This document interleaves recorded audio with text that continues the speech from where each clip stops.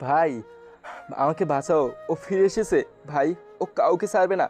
ভাই আমাকে বাঁচাও ভাই, আমি বাঁচতে চাই ভাই, আমি মরতে চাই না ভাই, আমাকে তোমরা বাঁচাও। ও আমাকে মেরে ফেলবে ভাই, ও আবার ফিরে এসেছে ভাই, ওর হাত থেকে আমাকে বাঁচাও।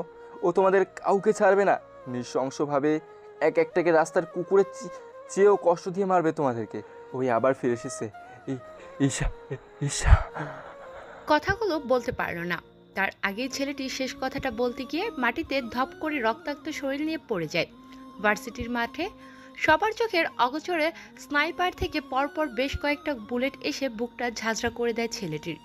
এফোর ওফর হয়ে গুলিগুলো বেরিয়ে যায়। হঠাৎ এমন কিছু ঘটাতে যে যার মতো ছোটাছুটি শুরু করেছে। ভার্সিটির মাঠে রক্তাক্ত শরীর দেখে সবুজ নামের ছেলেটি একেবারে হতবাক বিস্তৃত চোখে তাকিয়ে আছে। হৃদয় নামের ছেলেটি শেষ কথাটা বলতে গিয়ে মাটিতে পড়ে যায়। ছেলেটির রক্তাক্ত শরীর সবুজের চোখের সামনে পড়ে আছে। ছেলেটিকে নৃশংসভাবে মারা হয়েছে। এবার সবুজ ছেলেটির কাছে গিয়ে কাঁদো কাঁদো গলায় বলে ওঠে, হে ভাই, ভাই তোর কি হয়েছে? তুই কি বলতে গিয়ে শেষ কথাটা বলতে পারলি না? তোকে কে মেরেছে বল, একবার শুধু বল, তোর সামনে তাকে জীবতে ফুটে দেব। কিন্তু কেউ আর কোনো কথা বলছে না। হৃদয় নামের ছেলেটি পরপারে পাড়ি জমায়। সবুজ হলো এই কলেজের ভিপি, আর ভিপির ভাই হলো হৃদয়। হৃদয়কে কেউ বা কারা নৃশংসভাবে মেরেছে, আর হৃদয় নিজের যান বাঁচিয়ে এসেছে ভিপির কাছে। কিছু বলতে গিয়েও বলতে পারে না। তার আগে স্নাইপার থেকে কেউ গুলি চালিয়ে মেরে ফেলে। দিনে দুপুরে কলেজের মাঠে, ভার্সিটির মাঠে শিক্ষক শিক্ষার্থী সবাই এসে জড়ো হয়েছে। চারদিকে হইচই পড়ে গেছে। ছাত্রনেতারা এসে চারদিক দিয়ে ঘিরে ধরেছে ভার্সিটির মাঠে। পুলিশ রেব চারদিক দিয়ে মাঠটা ঘিরে রেখেছে। দিনে দুপুরে জনগণের সামনে প্রকাশ্যে হত্যা করাটা সবার মাঝে আতঙ্ক ছড়িয়ে দিয়েছে। তার চেয়েও আতঙ্ক ছড়িয়ে দিয়েছে তার এইরকম মনমানসিকর ভয়ানক মৃত্যু। মৃত্যুটা এতটাই ভয়ানক যে কেউ দেখলে আটকে উঠবে। শরীরটাকে খণ্ড বিখণ্ড করে ফেলেছে। চলুন তাহলে আপনাদের শুনিয়ে আনি কে অজানা ব্যক্তি যে হৃদয়কে নির্মমভাবে হত্যা করেছে। শুনিয়ে আনি কিভাবে তাকে হত্যা করেছে। হৃদয় আজকে ভার্সিটির ভিপি সবুজের কথায় কিছু দরকারি ফাইল মেয়রের কাছে নিয়ে যাওয়ার ছিল। ঠিক তখনই রাস্তার মাঝখান থেকে একজন অচেনা ব্যক্তি দিনে দুপুরে পেছন থেকে রুমাল চেপে ক্লোরোফর্ম ইউজ করে ব্ল্যাক কালারের একটি বাংলা কারে হৃদয়কে উঠিয়ে নিয়ে চলে যায়। সেই অজানা ভয়ানক ব্যক্তিটি গাড়িটি নিয়ে চলে আসে রাজপ্রাসাদের মতো একটি অসম্ভব সুন্দর অপরূপ বাড়ির ভিতরে। হৃদয়কে ঘাড়ে করে রুমের ভিতরে নিয়ে এসে চেয়ারের সাথে বেঁধে ফেলে। তারপর সেই অজানা ব্যক্তিটি পায়ের উপর পা তুলে বসে থাকে। মুখে সিগারেট নিয়ে একটা ব্যাগের চেন খুলে। ততক্ষণে হৃদয়ের জ্ঞান ফিরে আসে। হৃদয় দেখে নিজেকে আবিষ্কার করেছে একটা রুমের মধ্যে, চেয়ারের সাথে বাঁধা অবস্থায়। নিজেকে দেখে বলে ওঠে, কে আছো? আমাকে বাঁচাও, আমাকে কেন তুলে এনেছো? কি চাই তোমার? কে তুমি? এতক্ষণ সেই অজানা আগন্তুকটি উল্টো হয়ে ব্যাগের চেন খুলে ব্যাগের ভিতর থেকে কি যেন বের করছিল। হঠাৎ পেছনে হৃদয়ের কণ্ঠস্বর শুনতে পেয়ে পেছনে তাকিয়ে দেখে হৃদয়ের জ্ঞান ফিরেছে। হৃদয় সেই চিরচেনা সুপরিচিত মুখটি দেখে আটকে ওঠে। কথা বলার ভারসাম্য হারিয়ে ফেলে। পুরো পৃথিবীটা তার চারদিকে ঘুরতে থাকে। আজকে প্রায় 2 বছর পর হঠাৎ সেই ভয়ানক মুখটি দেখে শরীরের পুরো আত্মা কেঁপে ওঠে। শরীরে রক্ত চলাচল বন্ধ করে দিয়েছে। পুরো প্যারালাইসিস হয়ে গেছে বডিটা হৃদয়ের। শরীর থরথর করে কাঁপতে শুরু করেছে হৃদয়। এই এসির মধ্যেও ঘেমে একাকার হৃদয়। হৃদয় ভয়ে জর্জরিত গলায় বলে ওঠে, ঈশা, ঈশা।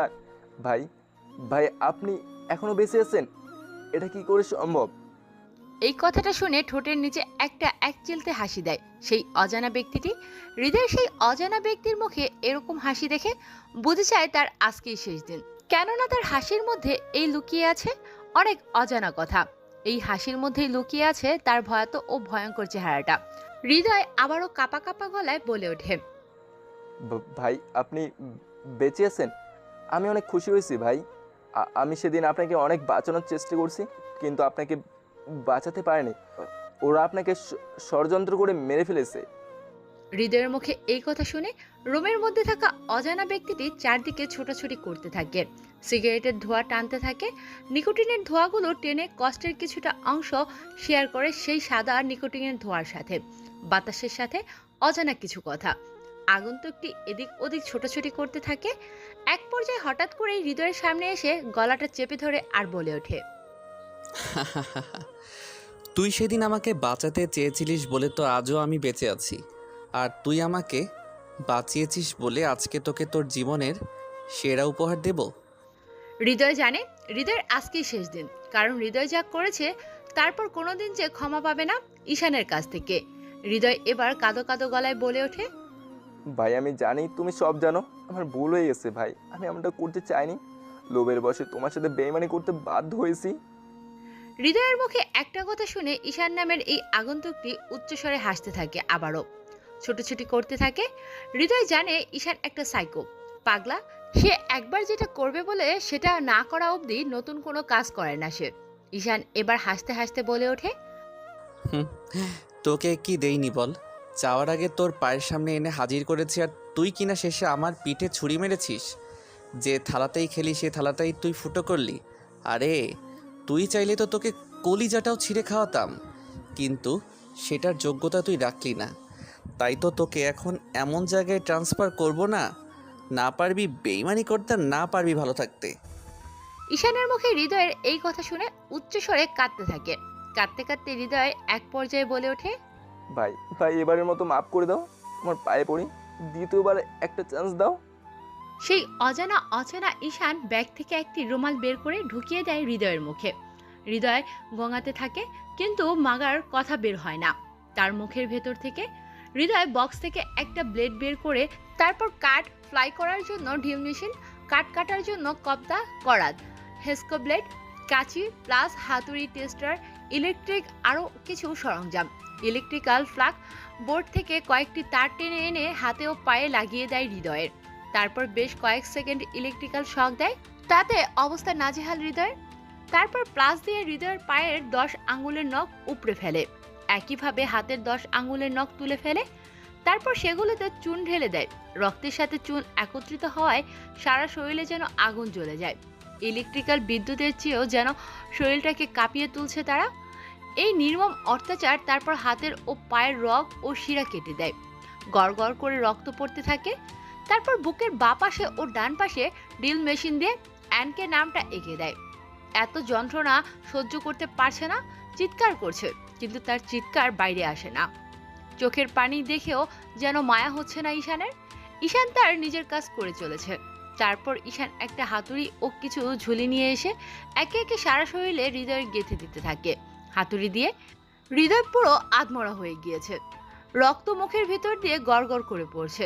যে হাতটা দিয়ে ঈশানের সাথে বেইমানি করেছে সেই হাতের উপর ড্রিল মেশিন দিয়ে একে একে ফুটো করে দেয়। প্রায় 6 থেকে 7টা ক্ষত সৃষ্টি করেছে এই হাতের তালুতে। হাতের তালুতে ভালো করে তাকালে এফোর হোফর দেখা যাচ্ছে, শরীরের সব রক্ত শেষ। ঈশান হৃদয়কে আর কোনো কষ্ট দিবে না বলে শেষ একটা থেরাপি দেওয়ার জন্য সেলুনে যে ব্লেড দিয়ে মানুষের চুল কাটা হয় সেই চুল কাটার মেশিন দিয়ে পুরো মাথাটাকে নেড়া করা দেয় হৃদয়ের। তারপর হৃদয়ের মাথায় ব্লেড দিয়ে কয়েকবার টান দেয়, মাথাটা কেটে গড়গড় করে রক্ত বের হতে থাকে তার ব্রেন দিয়ে। তারপর মাথায় একটা গর্ত করে ব্রেনের উপর মাথার মজকগুলোর ভিতরে শটা ও লেখন ঢেলে দেয়। তারপর পুরো মাথাটাকে একটা রাসায়নিক কেমিক্যাল দিয়ে আবার পরিপূর্ণভাবে ক্ষতস্থানগুলোকে পরিপূর্ণ করে দেয়। পাগলের মতো ছটফট করতে থাকে হৃদয়। এরপর অত্যাচারে যেন হৃদয়ের পুরো শরীরটাকে 11,000 ভোল্টের বিদ্যুতের চেয়েও যেন দ্রুত বিদ্যুৎ প্রবাহিত হচ্ছে। সারা শরীরে কাঁদতে শুরু করেছে, আধমরা হয়ে আছে, মুখ দিয়ে লালা পড়ছে। এবার মুখ থেকে রুমালটা বের করে সাথে সাথে যেন একটা দীর্ঘশ্বাস ফেলে আর চিৎকার দিয়ে বলে ওঠে, ও মা গো, ও বাবা গো, আমাকে বাঁচাও গো, গেলাম আমি। বেঁচে থাকতে বাপের জন্ম কার সাথে বেইমানি করবো না। হৃদয়ের আর কোনো কিছু বলার সুযোগ না দিয়ে ঘাড়ে তুলে নেয়। তারপর বাইরে যাওয়ার উদ্দেশ্যে রওনা দেয়। গাড়িতে এনে বসিয়ে দেয় হৃদয়কে। গাড়ি চালাতে চালাতে ঈশান বলে ওঠে, আরে পাগলা, পাগলে কিনা খায় ছাগলে কিনা চায়, পুরোনো আমলের ডায়লগ। তোকে বাঁচিয়ে রাখবো কখন বললাম? তুই তো আর মাত্র কয়েক মিনিট বাঁচবি, কারণ তোর মৃত্যু অনিবার্জিত হয়ে গেছে। তোর টিকিট কাটা হয়ে গেছে, শুধু ওপরে যাওয়াটা বাকি। হৃদয় আর কোনো কথা বলতে পারে না। কথা বলতে বলতে দিন দুপুরে এসে হাজির হয় ভার্সিটির গেটের সামনে। তারপর গাড়ি থেকে ধাক্কা মেরে ফেলে দেয় হৃদয়কে। ধাক্কা মেরে ফেলে দেওয়ার আগেই কানে কানে বলে দেয়, তোর বর্তমান ভাইকে বলে দিবি শহরে এসে গেছে, আমি তাণ্ডব করতে, খেলাটা যেন ভালো করে খেলে। দাবার একটা গুটি যদি ভুল করে খেলে তাহলে কিন্তু সব শেষ। এই বলে ধাক্কা মেরে ফেলে দেয় হৃদয়কে। হৃদয় আত্মরা হয়ে ক্ষতবিক্ষত রক্তাক্ত শরীরটা নিয়ে খড়াতে খড়াতে ভার্সিটির ক্যাম্পাসে হাজির হয়। ক্যাম্পাসের ভিতরে ছাত্রনেতা ও কলেজের ভিপি সবুজ কিছু ছেলেপেলে নিয়ে আড্ডা দিচ্ছে। তারই মাঝখানে হাজির হয় আর অতীতের এসব ঘটনা বলে বাইরে থেকে ভার্সিটির পাশে 10তলা বিল্ডিং এর উপর থেকে যখনই হৃদয় ঈশানের নামটা বলতে যাবে, ঠিক তখনই ঈশান নামের ছেলেটি স্নাইপার দিয়ে গুলি করে মেরে ফেলে হৃদয়কে। এই ছিল হৃদয়কে মেরে ফেলার কারণ। ভার্সিটির মাঠে উপস্থিত হয় এসআই সানজিদা। তারপর সানজিদা পুরো কলেজ মাঠটাকে পুলিশ দিয়ে চারদিক দিয়ে ভালো করে তদন্ত করায় অবশেষে সানজিদা বলে ওঠে, মিস্টার সবুজ, লাশটাকে ফরেনসিক ল্যাবরেটরিতে নিয়ে গেলাম তদন্ত করার জন্য। আর আপনারা সাবধানে থাকবেন, কারণ আমরা লাশের পকেট থেকে একটা চিঠি পেয়েছি। চিঠিতে লেখা আছে, শহরে এসে গেছে এনকে। শহরে নতুন করে হবে এখন থেকে তাণ্ডব। শহরের রং বদল হতে চলেছে হাওয়ায় হাওয়ায়। কেউ বাঁচতে পারবে না এনকে এর হাত থেকে। শহরের লাশের তাণ্ডব ছড়িয়ে দেব। এনকে আগের থেকে 2 গুণ রূপে হিংস্র হয়ে এসেছে এই শহরে। সানজিদার মুখে এরকম চিঠির কথা শুনে সবুজ, আলামিন, সাজিদ, সৈকত আরো বেশ কিছু ছেলে চমকে ওঠে, আটকে ওঠে অ্যানকে নামটা শুনে। পাগুলো থরথর করে কাঁপা শুরু করেছে। সবুজ, আলামিন, সাজিদ, সৈকত আরো বেশ কিছু ছেলে বের। অ্যানকে নামটা শুনে যেন সবার মধ্যে আতঙ্ক ছড়িয়ে গেছে। কেউ ভাবতে পারছে না 2 বছর পর এই মৃত মানুষটা কি করে আবার এই শহরে ফিরতে পারে। সে এই শহরে একবার ফিরে এসেছে, মানে পুরো শহরটা মৃত্যুপরিতে রূপান্তরিত হয়েছে। সবার মাঝে যেন ভয়ের ছাপ স্পষ্ট বোঝা যাচ্ছে। কেউ কোনো কিছু বলতে পারছে না। মুখ ফুটে পুলিশ অফিসার সানজিদাকে। এ পর্যায়ে সানজিদা কলেজের সবার এরূপ অবস্থা দেখে সানজিদা বলে ওঠে, কি ব্যাপার, আপনারা চিঠিতে অ্যানকে নামটা শুনে আপনারা তো ঘাবড়ে গেলেন কেন? শরীর থেকে তো ঘাম কেন ঝরছে আপনাদের? কি রহস্য লুকিয়ে রেখেছেন ভার্সিটির মধ্যে, যেটা এখনও আমাদের কাছে রহস্য হিসেবে লুকিয়ে আছে? সবটা বলুন আমাদেরকে। কেউ কোনো কথা বলছে না। চুপচাপ হয়ে আতঙ্কে ও ভয়ে পুরো নিস্তব্ধ ভার্সিটির মাঠ। এখন যদি কেউ মুখ খোলে নিশ্চিত তার মৃত্যু অনিবার্জিত। ঠিক একইভাবে তাই ভয়ে কেউ কোনো কিছুই বলছে না। সবুজ হালকা কণ্ঠে বলে ওঠে, দেখুন ইন্সপেক্টর, এটা আমাদের ভার্সিটির বিষয়। এতে আপনার নাক না গলালে ভালো হবে। এর পেছনে অনেক রহস্য লুকিয়ে আছে, যেটা সবার অজানা। সব রহস্যের কথা শুনতে গেলে বা বলতে গেলে শুধু দিন আর মাস না, বরং বছরের পর বছর লেগে যাবে। ভার্সিটির বিপির মুখে সাব ইন্সপেক্টর সানজিদা এই কথা শুনে বেশ খানিকক্ষণ হেসে নেয়। তারপর আঙুল ঝাঁকিয়ে বলে ওঠে, মিস্টার সবুজ, আলামিন, সৈকত ও সাজিদ, আপনারা কিন্তু এই খুনের লিস্টে আছেন। কেননা চিঠিতে আপনাদের নাম উল্লেখ করেছে। তাই নিজেদের বাঁচাতে চাইলে পুলিশের সাথে শত্রুতা নয়, বরং বন্ধুত্ব রাখুন। এই বলে পুলিশ ইন্সপেক্টর সানজিদা একটা হাসি দিয়ে সেখান থেকে বেরিয়ে পড়ে। সানজিদার মুখে একথা শুনে সবুজ, আলামিন, সৈকত ও সাজিদ বেশ ঘাবড়ে যায়। কেননা তারা বেশ ভালো করেই জানে তারা কি করেছে এক অজানা ব্যক্তির সাথে। ও হ্যাঁ, সবুজ হচ্ছে এই ভার্সিটির ভিপি, আর আলামিন হচ্ছে এখানকার সভাপতি, সৈকত হচ্ছে সেক্রেটারি, আর ভার্সিটির সহকারী সাধারণ সম্পাদক হচ্ছে সাজিদ, আর হৃদয় হচ্ছে সবুজ, আলামিন, সৈকত, সাজিদ এর ডান হাত। সকল রকমের অপরাধ ও ক্রাইম এই 4 জনের নির্দেশই করে হৃদয়। হৃদয় হচ্ছে এই ভার্সিটির ছাত্রলীগের নেতা। তবে এই 5 জনের মধ্যে আরো একজন মাথা ছিল, যেটা আজকে নেই, হয়ে গেছে নিরুদ্দেশ। হয়তো নিরুদ্দেশ করে দেওয়া হয়েছে। এই গল্পের শুধু রয়েছে রহস্য আর রহস্য। পুলিশ, রেব, গোয়েন্দা অফিসার যে যার মতো তদন্ত করতে লেগে পড়ে।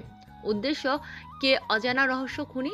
নামি দামি অজানা এই চট্টগ্রামে ভার্সিটির মাঠে একের পর এক লাশ ফেলে দিয়ে যাচ্ছে, কি লুকিয়ে আছে এর পেছনে রহস্য। সবুজ, সৈকত, আলামিন, সাজিদ একটা মিটিং কনফারেন্স রুমে বসে আছে। সবুজ বলে ওঠে, কি হতে পারে অজানা ব্যক্তি? তার সাথে আমাদের শত্রুতা ভাই কি? কেন সে আমাদের দলের ছেলেমেয়েদের নৃশংসভাবে মারছে? সবুজ, তুই সেদিন লক্ষ্য করছিলি যখন হৃদয় আমাদের কাছে এসেছিল, তার পুরো শরীরের কত ছিল রক্তাক্ত, নৃশংস, তার শরীরে বিবৃতিকর অবস্থা হয়েছিল। এতটাই নিঃস্বভাবে হত্যা করেছে, যেটা একমাত্র একজনের সাইকো কিলার পারে, আর সেটা হলো আলামিনের মুখে সাইকো কিলার কথাটা শুনে যেন আরো আটকে ওঠে। উপস্থিত থাকা 4 জন কেউ কোনো কিছু বুঝতে পারছে না কি হচ্ছে তাদের সাথে। ভয়াতক কণ্ঠে এবার পুরো সৈকত বলে ওঠে, চমকে গিয়ে,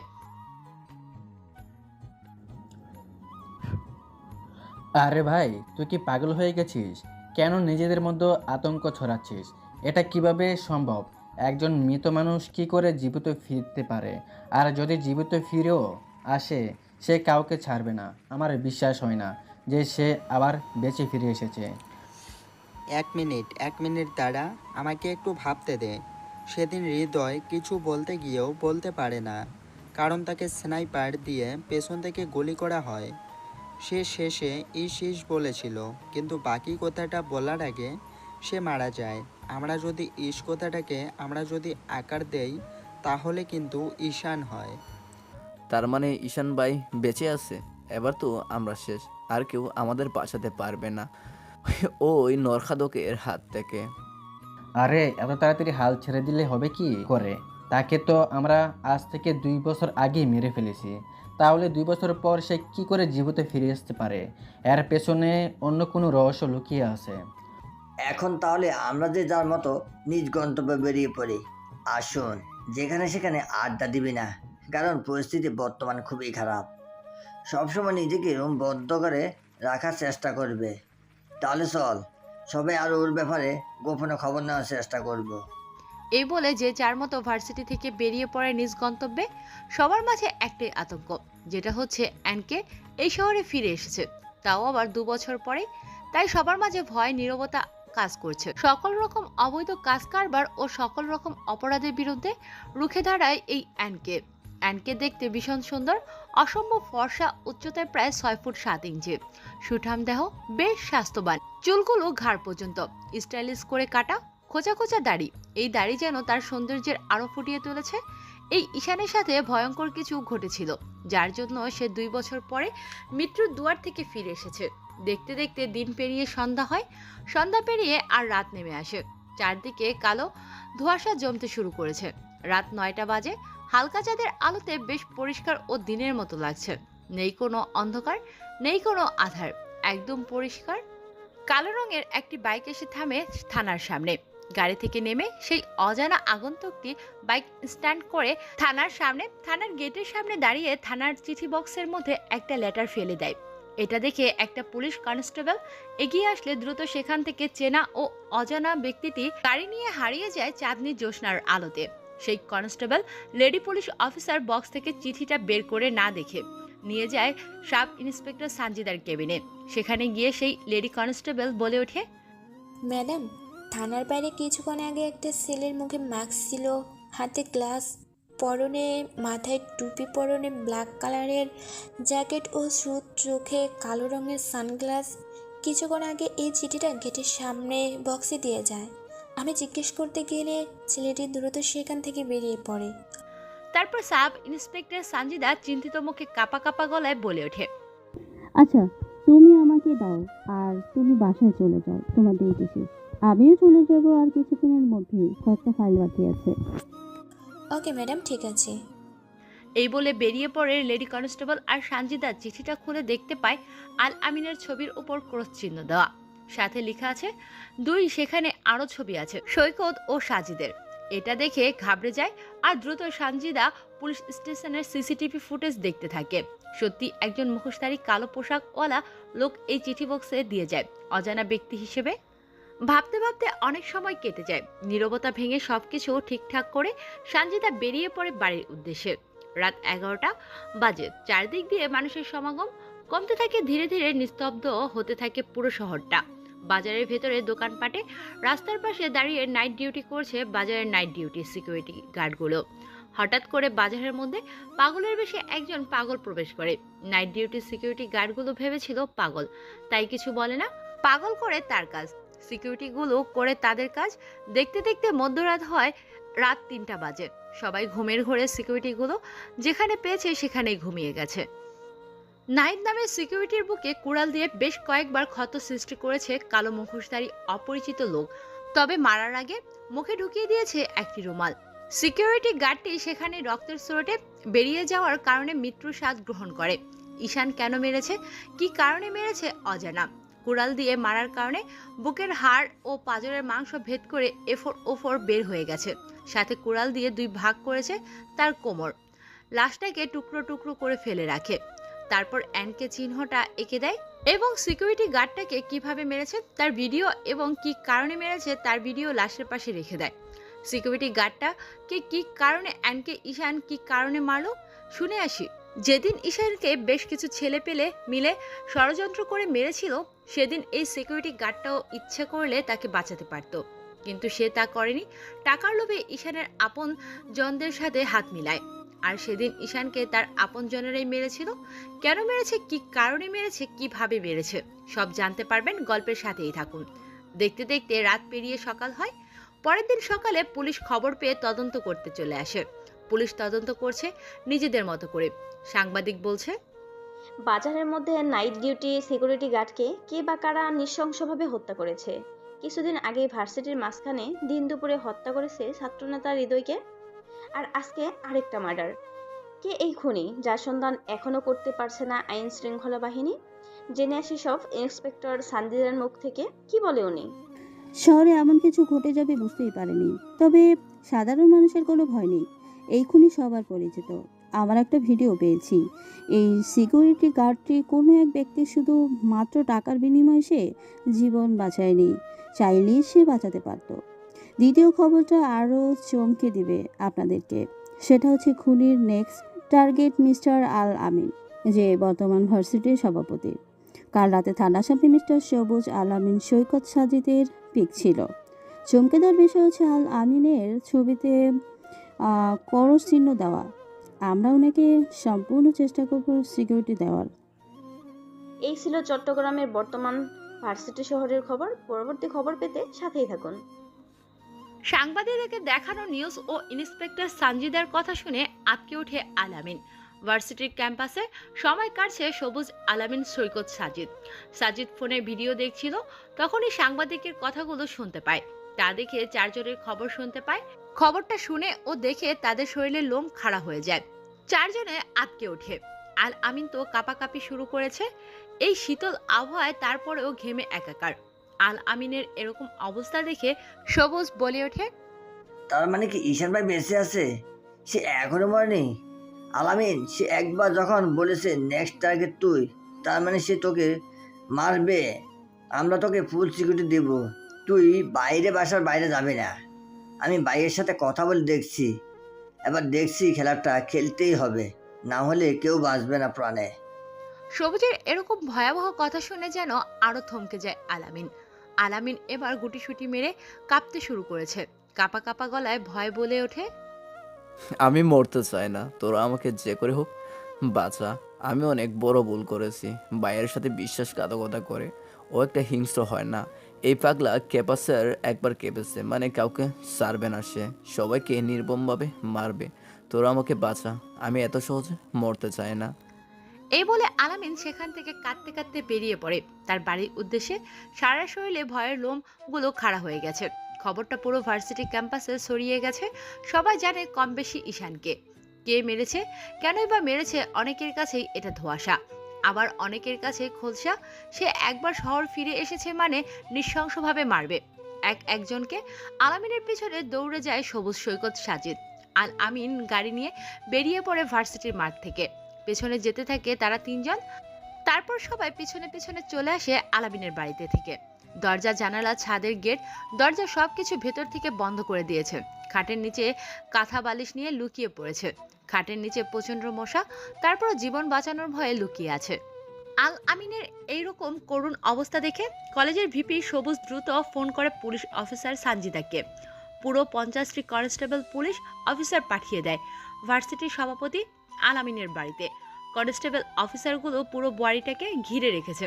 সবুজ, সৈকত, সাজিদ অনেকক্ষণ দাঁড়িয়ে থাকার পর যখন দরজা খোলে না, তখন তারা তাদের নিজ গন্তব্যে বেরিয়ে পড়ে। দেখতে দেখতে দুপুর পেরিয়ে বিকেল হয়, বিকেল পেরিয়ে সন্ধ্যা হয়, তবুও দরজা খোলার কোনো নামগন্ধ নেই। এবার ইন্সপেক্টর সানজিদার কথা মতো ঘরের দরজা ভেঙে ভেতরে প্রবেশ করে বেশ কিছু কনস্টেবল পুলিশ কনস্টেবল পুলিশ অফিসারগুলো পুরো বাড়িটা তন্ন তন্ন করে খোঁজে, কিন্তু আলামিন কেউ কোথাও পায় না। অবশেষে খাটের নিচে আলামিনকে লুকিয়ে থাকতে দেখে পুলিশ কনস্টেবল অফিসাররা নিজেদের মধ্যেই বলাবলি করছে, নিজেদের মধ্যে অনেক কিছু কথা বলছে। তারপর কনস্টেবল পুলিশ অফিসারগুলো পুরো বাড়িটাকে ভিতর থেকে ঘিরে ফেলে। বাইরেটাও ঘিরে ফেলে। দেখতে দেখতে রাত 9টা বেজে যায়। মানুষের যানবাহন ও শহরের কোলাহল ধীরে ধীরে কমতে শুরু করেছে। শহরের বড় বড় দালান ঘরগুলোতে নিভতে শুরু করেছে। দেখতে দেখতে রাত 1:45 বেজে যায়। কনস্টেবল পুলিশ অফিসারগুলো বেশ ক্লান্ত, তাদের চোখে আবছা ঘুম পেয়েছে। এদিকে নেই শুধু চোখে ঘুম আলামিনের, সবুজ, সৈকত ও সাজিদের। সবাই জাগিল আছে, যে যার মতো করে ভয়ে তাদের ঘুম চোখ থেকে হারিয়ে গেছে। পুরোপুরি 2টা বাজে। হঠাৎ করে বাড়ির ভিতরটাও বাড়ির আশেপাশে সাদা ধোঁয়া জমতে শুরু করেছে। কনস্টেবল অফিসারগুলো বুঝতে পারছে না হঠাৎ করে এত ধোঁয়া কিভাবে রুমের ভেতর ও বাইরেটা গ্রাস করে নিয়েছে। সকল কনস্টেবল অফিসারের এমনিতেই ঘুম পাচ্ছে, তার উপর হঠাৎ করে কোথা থেকে যে এত সাদা ধোঁয়া কুয়াশা জমতে শুরু করেছে। 1:45 বেজে গেছে। দেখতে দেখতে সকল কনস্টেবল ঘুমিয়ে পড়ে। চারদিক দিয়ে সাদা ধোঁয়া গ্রাস করে নিয়েছে। কালো পোশাক আশাক পরিহিত একজন ব্যক্তি রুমের মধ্যে প্রবেশ করে। পুরো বাড়িটাকে সাদা ধোঁয়াতে এসে গেছে। সবকিছু অপেক্ষা করে সিঁড়ি ভেদ করে দোতলায় করিডোরে অপেক্ষা করে কাচের গ্লাস খুলে দরজা ভেদ করে রুমের মধ্যে প্রবেশ করে। হঠাৎ কারো উপস্থিতি টের পেয়ে আলামিন ঘাবড়ে যায়। কেন সে যেখানে লুকিয়ে আছে এ কথা তো কারো জানার কথা না, শুধু একজনই জানে, সেটা ঈশান। সে ভাবতে শুরু করেছে, ঈশান কি চলে এসেছে? তাকে মারতে পুরো ঘামতে শুরু করেছে। খাটের নিচে লুকিয়ে আছে আলামিন। হঠাৎ করে কাচের একটা ফুলের তোড়া খাটের নিচে কাগজে মুড়িয়ে কেউ একজন ছুঁড়ে মারে।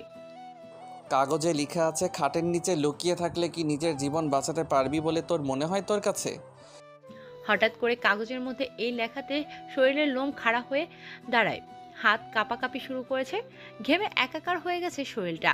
হঠাৎ করে সোফায় কারো বসার উপস্থিতি টের পেয়ে খাট থেকে মাথাটা অল্প বের করে যাকে 2 বছর পর দেখে তাকে দেখে যেন কপাল থেকে চোখ বেরিয়ে আসার উপক্রম। মুখ দিয়ে কোনো কথা বের হচ্ছে না। বসে থাকা আগন্তুক ব্যক্তিটি হঠাৎ করে খাটের ভেতর থেকে হুড়মুড় করে টেনে বের করে সেই আলামিনকে। কয়েক সেকেন্ডের মধ্যেই চোখের নিমিষে সোফার সাথে বেঁধে ফেলে আলামিনকে। তারপর সেই অজানা ব্যক্তিটি তার পরনে থাকা মাস্কটা খুলে ফেলে, চেয়ার টেনে বসে পড়ে আল আমিনের সামনে। হাতে সিগারেট নিয়ে নিকোটিনের ধোঁয়া টানতে থাকে। আলামিন ভয়ে ভয়ে বলে ওঠে, ভাই তুমি বেঁচে আছো? এটা কি কি করে সম্ভব? আমি আমি আমরা তো সেদিন তোমাকে। আর কোনো কিছু বলতে দেয় না আলামিনকে। উচ্চস্বরে হাসতে থাকে ছেলেটি। সেই অজানা ব্যক্তিটি মুখের কিছু সিগারেটের অংশ আলামিনের হাতের তালুর উপর লাগিয়ে দেয়। এতে যেন ভয়টা ভয়ান্তরে পরিণত হয়। চোখ দিয়ে নোনা পানি গড়িয়ে পড়তে থাকে, কিন্তু মুখ দিয়ে কোনো কথা বের হয় না। সেই অজানা ব্যক্তিটির সিগারেটের পুরো অংশটা আলামিনের হাতে ও পায়ের তালুতে লাগিয়ে দেয়। নিমিষের মধ্যেই পুরো ছাই হয়ে যায় হাতের তালু। তারপরে সেই অজানা ব্যক্তিটি নীরবতা ভেঙে মুচকি একটা হাসি দিয়ে বলে ওঠে, হ্যাঁ, তোরা মেরেছিলি সেদিন, কিন্তু ভাগ্য সেদিন আমাকে মারেনি। আর এই এনকে কে আছে যে মারতে পারে? ভাই আমার ভুল হয়ে গেছে, আমাকে ছেড়ে দাও। আমি এরকম কিছুই করতে চাইনি। লোভের বসে আমি এরকম করেছি। সারা জীবন তোমার কথা শুনে কাজ করেছি। আমারও তো ইচ্ছে ছিল নিজে কিছু করার, তাই লোভের বসে তোমার সাথে বেইমানি করেছি। তুমি আমাকে আরেকটা সুযোগ দিয়ে দেখো, কোনোদিন আমি তোমার কথার অবাধ্য হব না। শুধু তোমার পায়ের নিচে একটু তাই দাও ভাই। তুই তো জানিস আমি সব সহ্য করতে পারি, কিন্তু বেইমানি না। আর বেইমানদের আমি এত সহজে ছাড়ি না। যে আমার সাথে বেইমানি করে তাকে মৃত্যুর স্বাদ গ্রহণ করতে হবে। আর তোর ক্ষেত্রেও ঠিক একই হবে ভাই আরেকটা মাত্র বাকি কথা বলতে পারে না আলামিন। তার আগেই সেই অজানা আগন্তুক, অজানা ব্যক্তি, সেই অজানা ছেলেটির নিশানরূপী অ্যানকে ভাই তার মুখে একটা কাপড়ের রুমাল ঢুকিয়ে দেয়। আলামিন বুঝে গেছে তার ইতিটা এখানেই শেষ। দুনিয়ার মায়া, মানুষের ভালোবাসা সব এখানেই ত্যাগ করে চলে যেতে হবে ওপারে চিরস্থায়ী তার নিজ ঠিকানাতে। সে এতদিন অনেক অন্যায় করেছে, অনেক নিরীহ মানুষকে সে হত্যা করেছে। আজকে সেই সব নিরীহ মানুষের মুখটা তার সামনে ভেসে আসে। এটাই হওয়ার ছিল। যেমন ইট ছুঁড়লে পাটকেল খেতে হবে, ঠিক তেমনই আজকে আলামিনের সাথে একই ঘটছে। আলামিন অঝরে কেঁদে চলেছে, চিৎকার করে বলছে, আমাকে ছেড়ে দাও। কিন্তু তার মুখের আওয়াজ বাইরে যায় না, মুখের কথা মুখের ভিতরেই থেকে যায়। বক্স থেকে এক এক করে সরঞ্জামগুলো বের করতে থাকে। আজকের নতুন পদ্ধতির কিছু জিনিস নিয়ে এসেছে। সর্বপ্রথম কপালে অ্যানকে চিহ্নটা এঁকে দেয়। তারপর 5টা আঙুলের নখ উপরে ফেলে তার সেগুলোতে মরিচের গুলো লাগিয়ে দেয়। তার উপর নখগুলো বসিয়ে দিয়ে দেয়। দাউ দাউ করে পুরো শরীরটা যেন জ্বলে ওঠে। আলামিনের বুক ফেটে চিৎকার করছে। তারপর তার পায়ের মধ্যে বেশ কয়েকটা হাতুড়ি দিয়ে ঝুলি মারে। ঈশান আলামিনের চিৎকার শোনার জন্য মুখের ভেতর থেকে রুমালটা সরিয়ে দেয়। কয়েক সেকেন্ডের জন্য আলামিন চিৎকার দিয়ে বলে ওঠে, উফ, আহ ভাই, ও ভাই, ভাই আমাকে আর মেরো না, আমি আর সহ্য করতে পারছি না, মেরে ফেলো একেবারে, তবু এই মরণবেদী যন্ত্রণা দিও না। এটা শুনে মুস্কে একটা হাসি দিয়ে মুখের মধ্যে আবার রুমালটা ঢুকিয়ে দেয় ঈশানরূপী অ্যানকে ভাই। তারপর মাথার চুলগুলো চুল কাটার মেশিন দিয়ে জিরো করে দেয়, পুরো মাথাটার নাড়িয়া হয়ে যায়। তারপর হাত দিয়ে কয়েকবার বাড়ি মারে মাথার টাকডুম করে ঢোল বাজায়। তারপর সেই নাড়িয়া মাথার উপরে পোড়া মোবিল ঢেলে দেয়। তারপর হাতে গ্লাস পরে পুরো মাথাটা মোবিল দিয়ে ঘষতে থাকে। যত ঘষে তত যেন মাথার মধ্যে আগুন জ্বলে যাচ্ছে আলামিনের। ঘষতে ঘষতে কয়েক মিনিটের মধ্যে মাথার পুরো চামড়া মাথা থেকে উপড়ে ফেলে। ঈশান পুরো মাথাটা এমন চামড়াবিহীন একটা মাথা হয়ে গেছে, মাথার ব্রেন ও মগজ স্পষ্ট দেখা যাচ্ছে। মাথাটা শুধু ফাকাত আর ফুকুত করে 0 ভোল্টের বাল্বের মতো ফুকুত আর ফাকাত করতে থাকে। তারপর সেই পুরো মোবিল আবার আরও ঢেলে দেয় মাথার মধ্যে। এতে যেন আগুন ধরে যায় পুরো মাথার মধ্যে। যন্ত্রণা সহ্য করতে না পেরে সেন্সলেস হয়ে পড়ে আলামিন। তারপর সেই সবার আতঙ্কের ব্যক্তিটি ঈশান পানি ছিটিয়ে জ্ঞান ফিরিয়ে আনে। তারপর পুরো মাথাটা ব্যান্ডেজ করিয়ে দেয়। মুখ দিয়ে লালার সাথে রক্ত পড়তে শুরু করেছে। আলামিনের বুক ফাটিয়ে চিৎকার করছে, পাঠা ছাগলের মতো লাফালাফি শুরু করেছে। তবুও একটুও যেন দয়া হয় নাই ঈশানের। ঈশান এবার ফল কাটার ছুরিটা নিয়ে আলামিনের পেটের মাঝ বরাবর কেটে দেয়। তারপর সেই কাটা পেটের মধ্যে দুটো হাত ঢুকিয়ে নাড়ি ভুঁড়ির সাথে যে যুক্ত হয়েছে সেটা কেটে দেয়। তারপর একটা 10 পাওয়ার মেগা একটা বম সেই কাটা পেটের মধ্যে ঢুকিয়ে দিয়ে দেয়। তারপর জীবিত অবস্থায় সুই দিয়ে ক্যাস ক্যাস করে পেটটাকে সেলাই করে দেয়। সুই সুতা দিয়ে তারপর সেখানটা ব্যান্ডেজ করে দেয়, সাথে পুরো মাথা ও বিভিন্ন ক্ষতস্থানে। তারপর একটা ড্রিল মেশিন নিয়ে বুকের বাম পাশে ও ডান পাশে অ্যানকে চিহ্নটা নকশা করে এঁকে দেয়। চলাফেরা, কথা বলা, নড়াচড়া সব বন্ধ করে দিয়েছে আলামিন। শুধু চোখ দুটো মেলে হাঁ করে তাকিয়ে আছে। রাত প্রায় শেষের দিকে, ভোর 4টা বাজে। বিভিন্ন মসজিদে আজানের আওয়াজ শোনা যাচ্ছে। এদিকে পুলিশ কনস্টেবলগুলোর ঘুম ভেঙে যাচ্ছে। ঈশানের দেরি না করে দ্রুত আলামিনকে কাঁধে নিয়ে চলে যায় ঘরের ভেতরে। গাড়ি নিয়ে বেরিয়ে পড়ে তার নিজ গন্তব্যে। দেখতে দেখতে ভোর 5টা বেজে যায়। পাখির কিচিরমিচির ও শহরের কোলাহলে ঘুম ভেঙে যায় সবার। হঠাৎ করে সেখানেই উপস্থিত হয় ইন্সপেক্টর সানজিদা। ইন্সপেক্টর সানজিদাকে দেখে লেডি কনস্টেবল বলে ওঠে, ম্যাডাম, সর্বনাশ হয়ে গেছে। আমরা মিস্টার আলামিনকে কোথাও খুঁজে পাচ্ছি না। আমার মনে হয় খুনি আমাদের অজ্ঞান করে তাকে উঠিয়ে নিয়ে গেছে কোনো অজানা কোনো জায়গায়। মানে কে সে? সে কিভাবে এতগুলো সিকিউরিটি থাকা সত্ত্বেও একজন মানুষকে জল জ্যান্ত তোমাদের সামনে থেকে নিয়ে যায়? আর তোমরা অজ্ঞানী বা কীভাবে হলো? ম্যাডাম, কাল রাতে প্রায় রাত শেষের দিকে, এই 3টা কাছাকাছি ধরুন, আমরা চারদিকটা সিকিউরিটি দিচ্ছিলাম। তখন সাদা ধোঁয়ায় গ্রাস করে নেয়। আমরা কোনো কিছুই বুঝে ওঠার আগেই একে একে ঘুমিয়ে পড়ি। সকালে আমাদের ঘুম ভেঙে গেল। ও মাই গড! তার কাজ হাসিলের জন্য মিস্টার আলামিনকে নিয়ে গেছে। আমাদের লোকাল থানাগুলো আছে, সেগুলোকে কন্ট্যাক্ট করো ইমিডিয়েটলি। তারপর লেডি কনস্টেবল ও কিছু আরো পুলিশ কনস্টেবল শহরে খুঁজতে বেরিয়ে পড়ে। আশেপাশের লোকাল থানাগুলো বেরিয়েছে খুঁজতে। চারদিকে লোকেশন ট্র্যাক করা হয়েছে। খবর পেয়ে সবুজ সৈকত সাথে সাথে চলে আসে ঘটনাস্থলে। সকাল 8টা বাজে, এখনো কারো কোনো খোঁজ খবর নেই। পুলিশ এখনো খুঁজছে নিজের মতো করে। এদিকে সময় যাচ্ছে তার আপন গতিতে। ছাত্রছাত্রীরা ভার্সিটিতে প্রবেশ করেছে। ভার্সিটির সামনে সেদিনের মতো কালো রঙের কার এসে থামে। গাড়ির ভেতর থেকে কাউকে ধাক্কা দিয়ে ফেলে দেওয়া হয়। ছেলেটি উঠে দাঁড়াবার ক্ষমতা হারিয়ে ফেলেছে। ছেলেটি আর কেউ নয়, ছেলেটি হলো আলামিন। আলামিন যেহেতু কলেজের সভাপতি, তাই সবাই তাকে কম বেশি চেনে। আলামিনকে রক্তাক্ত অবস্থায় শরীরে বিভিন্ন জায়গায় ব্যান্ডেজ দেখে কিছু ছেলে পেলে দৌড়ে আসে আলামিনকে ধরতে।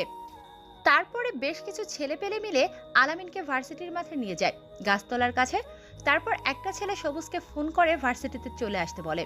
ভার্সিটির মাঠে আলামিনকে খুঁজে পাওয়া গেছে কথাটা শুনে পুলিশ ও সবুজ সৈকত সাজিদ চলে আসে ভার্সিটির মাঠে। ভার্সিটির মাঠে এসে পুলিশ ঘিরে রেখেছে। হাতে ব্যান্ডেজ, মাথায় ব্যান্ডেজ, পায়ে ব্যান্ডেজ, পেটে ব্যান্ডেজ। এসব দেখে আটকে ওঠে সবুজ সৈকত সাজিদ। সবুজ যখনই কিছু বলতে যাবে তখনই লাশের ভেতর থেকে শব্দ শুনতে পাওয়া যায়। শব্দগুলো ছিল, শহরে চলে এসেছে আবারও তোমাদের ঈশান রূপী এনকে ভাই 2 বছর পরে ফিরে এসেছে সুদে আসলে সব হিসাব দিব বলে। একে একে দুজনকে মেরেছি। নেক্সট টার্গেট মিস্টার সৈকত। পারলে সৈকতকে বাজিয়ে দেখান আমার হাত থেকে। ক্লাসের ভেতর থেকে একথা শুনে আটকে ওঠে। উপস্থিত থাকা সবাই সবুজ অলরেডি ঘামতে শুরু করেছে। সৈকত নিজের মৃত্যুর কথা ভেবে হাত পা ও সারা শরীর কাঁপতে শুরু করেছে। এদিকে সাজিদের অবস্থা বেহাল। ইন্সপেক্টর সানজিদা কোনো কিছু বুঝতে না পারে না কি হচ্ছে তাদের সাথে। এই কেসের আগাগোড়া কোনো কিছুই বুঝতে পারে না ইন্সপেক্টর সানজিদা। এদের রহস্যময় জীবনের মৃত্যুর গল্প কথা থেকে শুরু হয়েছে আর কোথায় বা শেষ কেউ কোনো কিছুই বুঝতে পারে না। উপস্থিত থাকা সবাই ঈশান নামটা শুনে ভাবতে শুরু করেছে সে ভার্সিটিতে ফিরেছে মানে আবার শান্তি নেমে আসবে। কেউ ভালো বলছে, কেউ খারাপ বলছে। সবুজ ভার্সিটির মাঠটা ফাঁকা করতে বলে ধীরে ধীরে ছেলেমেয়েরা নিজের ক্লাসরুমে ও নিজেদের নিজ কাজে লেগে পড়ে। উপস্থিত আছে কিছু পুলিশ, সাজিদ, সৈকত ও সবুজ। রক্তাক্ত শরীর নিয়ে গাছে হেলান দিয়ে বসে আছে আলামিন। মুখ দিয়ে কোনো কিছুই বলতে পারে না, শুধু হাতের ইশারায় কি যেন বলছে। দেখে বোঝা যাচ্ছে তার থেকে সবাইকে দূরে থাকতে বলছে, কিন্তু তার এই হাতের ইশারায় কেউ বোঝে না। আলামিনের কাছ থেকে প্রায় কয়েক হাত দূরে বসে আছে সবুজ, সৈকত, সাজিদ, সাথে কয়েকটা কনস্টেবল। দেখতে দেখতে 11টা বেজে যায়। অন্যদিকে কেউ একজন কালো ঘরের ভেতরে বসে থাকা হাতে ঘড়ির দিকে তাকিয়ে আছে। এক দৃষ্টিতে 11টা 1 বাজে আর মনে মনে বলে ওঠে, খেলা তো কেবল শুরু করেছি, খেলাটা তো জমবে ঠিক 12টা বেজে 44 সেকেন্ডে। এই বলে হাসতে থাকা অচেনা অচেনা অপ্রকাশিত সেই ছেলেটি দেখতে দেখতে হাতের ঘড়িতে 12 মিনিট 44 সেকেন্ড বেজে যায়। সাথে সাথে ঠুস করে লাশের ভেতর থেকে একটা বোমটা ব্লাস্ট হয়ে লাশটা মুহূর্তের মধ্যে খণ্ড খণ্ড হয়ে যায়। চারদিক দিয়ে শুধু দেখা যাচ্ছে শরীরের টুকরার সাথে রক্ত। বম ব্লাস্ট হতে প্রায় 5 মিনিট ধরে সবার মাঝে নীরবতা ছেয়ে আছে।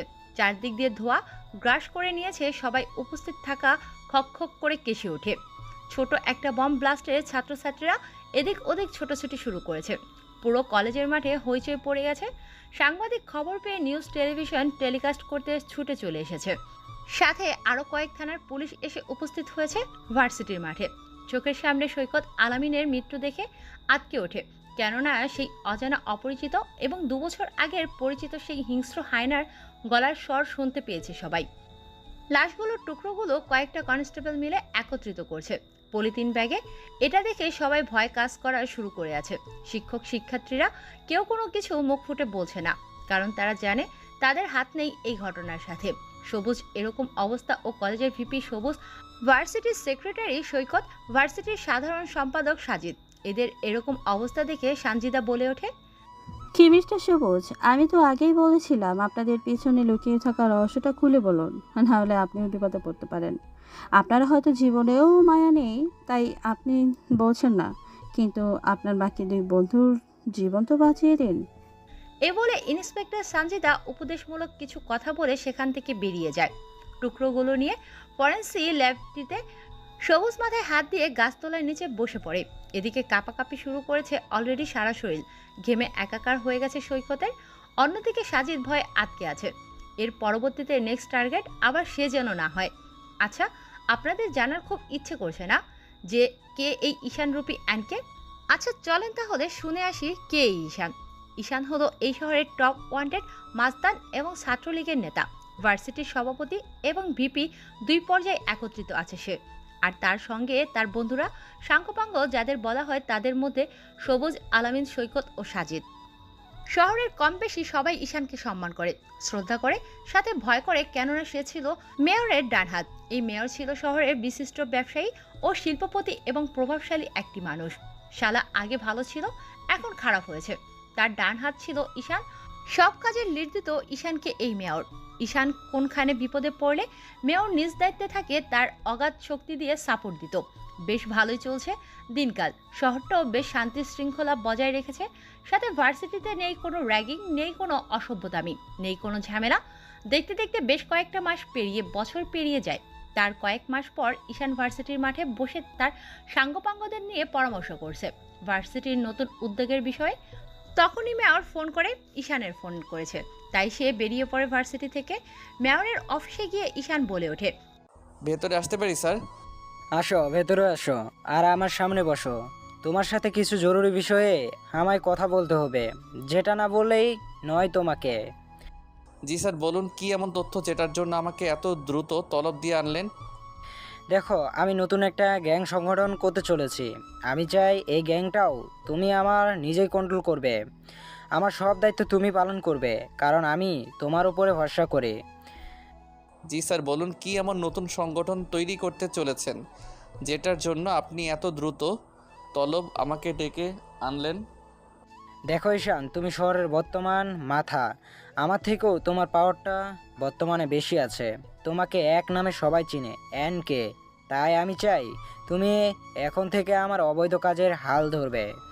আমি নতুন একটা গ্যাংয়ের সাথে হাত মিলিয়েছি।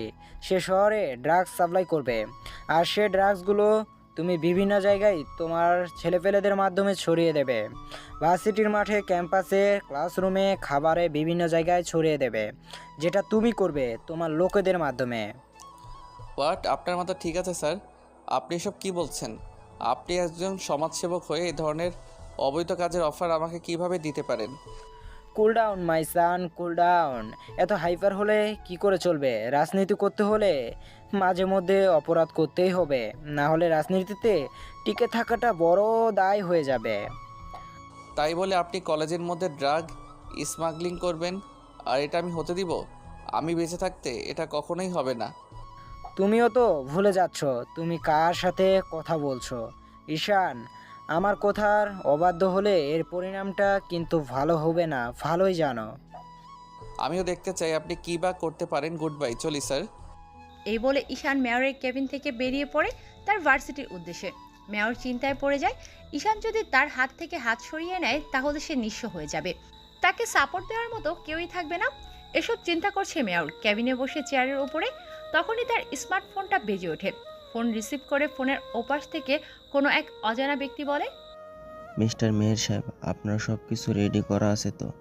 আর 1 সপ্তাহের পরে কিন্তু আমরা মাল আপনার এলাকায় পৌঁছে যাবে নদীপথ দিয়ে, কেননা পদে পদে রয়েছে বিপদ।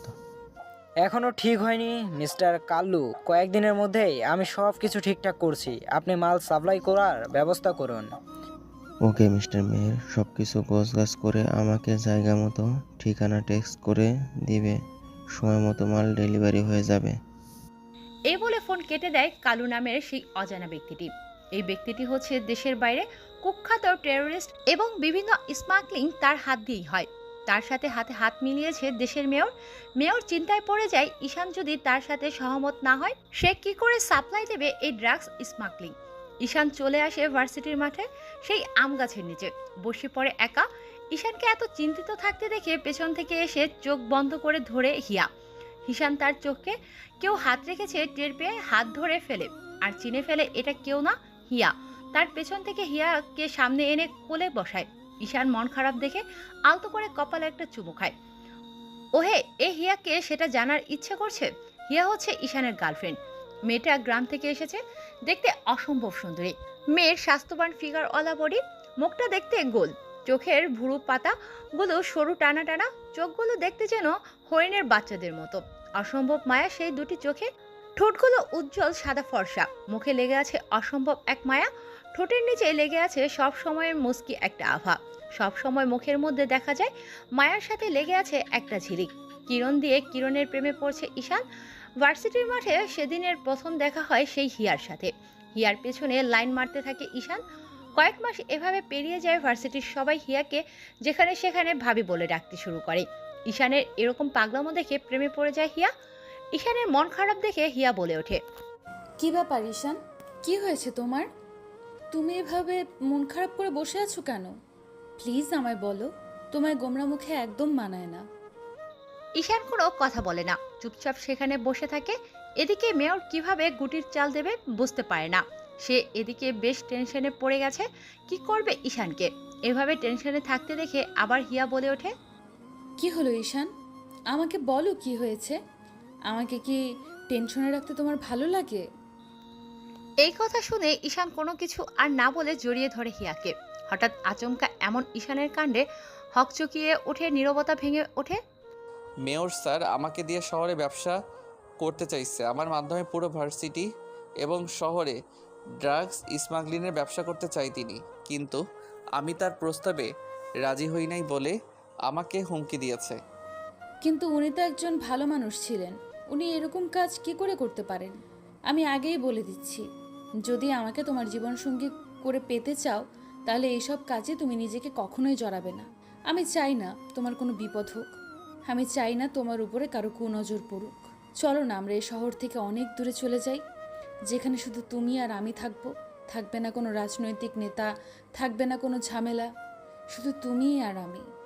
হ্যাঁ হিয়া, আমি একটাই কথা ভাবছি, মেয়র স্যার লোভের বশে যেন ভুল কিছু না করে। একটা ভুল সারা জীবনের কান্না। আমি কি বলি, তুমি আর আমি এই ভার্সিটি থেকে অনেক দূরে চলে যাই। আমাদের তো অনেক কিছু আছে, আর তুমি তো লেখাপড়া শেষ করেছো, নতুন একটা চাকরিও করতে পারবে। আর আমিও লেখাপড়া শেষ করে কিছু একটা করে কষ্ট করে দুজনে সুখে থাকতে পারবো। আমি চাই না তোমাকে হারাতে। এটা হয় না হিয়া, আমি দেখছি কি করা যায়। তুমি টেনশন করিও না। এই ঈশানকে মারবে এমন কোনো বাপের বেটা নেই এই শহরে। পুরো শহর আমার কথাতেই কাঁপে। আর আমাকে মারবে এমন বাপের বেটা আছে কে? এই বলে জড়িয়ে ধরে হিয়াকে। তারপর তারা কিছু সময় সেখানে কাটায়। অন্যদিকে মেয়র প্ল্যান সাজিয়ে ফেলেছে কি করে কি করবে।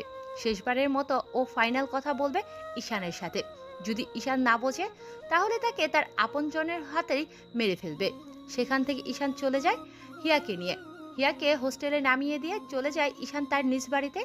দেখতে দেখতে দিনটা পেরিয়ে রাত হয়ে, রাত পেরিয়ে গভীর রাত, গভীর রাত পেরিয়ে ভোর 5টা। চারদিকে পাখির কোলাহল ও শহরে যানবাহন বেশ মাতিয়ে তুলেছে শহরটাকে। ঈশান রেডি হয়েছে ভার্সিটির উদ্দেশ্যে, তখন ঈশানের ফোনে ফোন আসে। ফোন রিসিভ করতে ফোনের ওপাশ থেকে ব্যক্তিটি বলে ওঠে, হ্যালো ঈশান, কোথায় তুমি? দ্রুত আমার সাথে দেখা করো সিটি পার্কে, তোমার জন্য আমি অপেক্ষা করছি। এই বলে ফোন কেটে দেয়। তারপর ঈশান আর দেরি না করে গাড়ি নিয়ে বেরিয়ে পড়ে সিটি পার্কের উদ্দেশ্যে।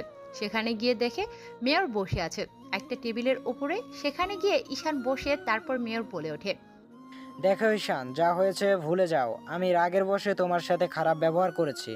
তুমি হলে আমার ডান হাত, আর এই কাজটা করলে আমরা অতি তাড়াতাড়ি আরও কোটিপতি হতে পারবো, পুরো দেশে রাজত্ব করতে পারবো।